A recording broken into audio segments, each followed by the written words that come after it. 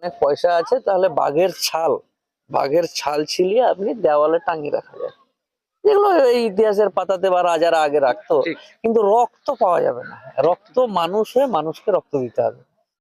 আপনাকে এক কথায় সবাই জানে, আপনার হাসি মুখ দেখলেই হয়তো আপনার নাম বলা দরকার নেই। পুরুলিয়া জেলায় মনে হয় প্রথম আপনি। হ্যাঁ, আমি মোফাক্কেরুল ইসলাম, কলকাতা হাইকোর্টের আইনজীবী।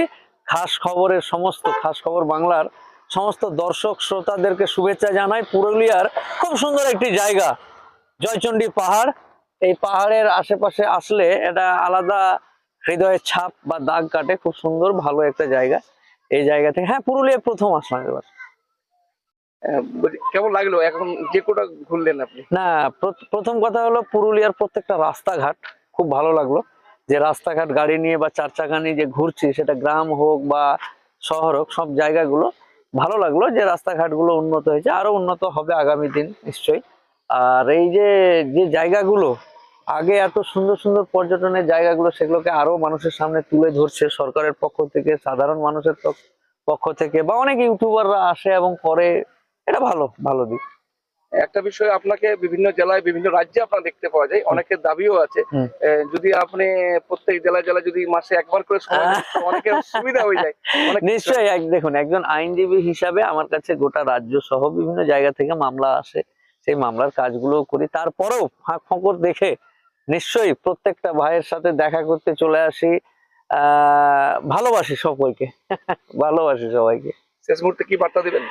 ভালো থাকুক পুরুলিয়ার মানুষজনের এসে যে গল্পগুলো শুনলাম, তার থেকে সব থেকে যেটা বেশি ভালো লাগলো, সেটা হলো এখানকার মানুষজন প্রকৃতি প্রেমী, নেচারকে ভালোবাসে। মানে আমি এই প্রকৃতিটাকে ভালোবাসি এবং পূজার স্থানে রাখি, এতটা ভালোবাসি।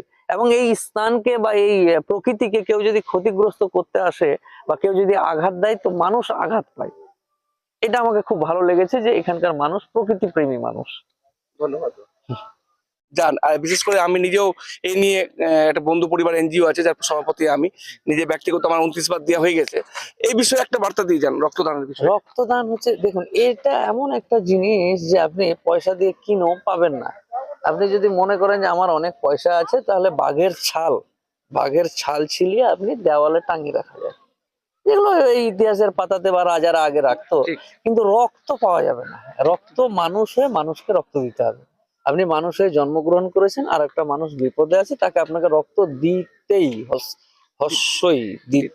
হবে। এই হলো ব্যাপার। আর এগুলোতে সজাগ বা সচেতন হওয়া উচিত, আরো উদ্যোগী হওয়া উচিত। এই কাজগুলো সমাজে যত বাড়বে, তত মানুষ নিরাপদে থাকবে। অসংখ্য ধন্যবাদ।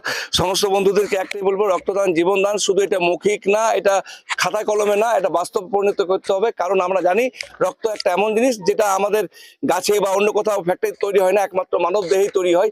সেই জন্য সবাই আসুন, স্বেচ্ছায় রক্তদান করুন। আপনিও সুস্থ থাকুন, বন্ধুদের সুস্থ রাখুন।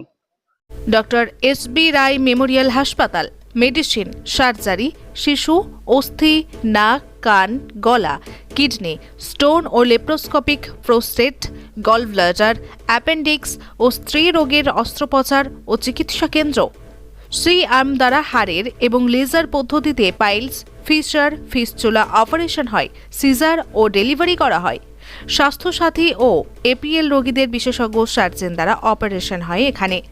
Doctor SB. রায় মেমোরিয়াল হাসপাতাল, ঠিকানা কাটজুরিডাঙ্গা, বাঁকুড়া, মেন রোডের উপর ওভারব্রিজের আগে, পাওয়ার স্টেশনের উল্টো দিকে ও ব্যাংক অফ ইন্ডিয়ার পাশে। মোবাইল নম্বর 9475983256, এছাড়াও 9614277075, আরও একটি নম্বর 9064309242।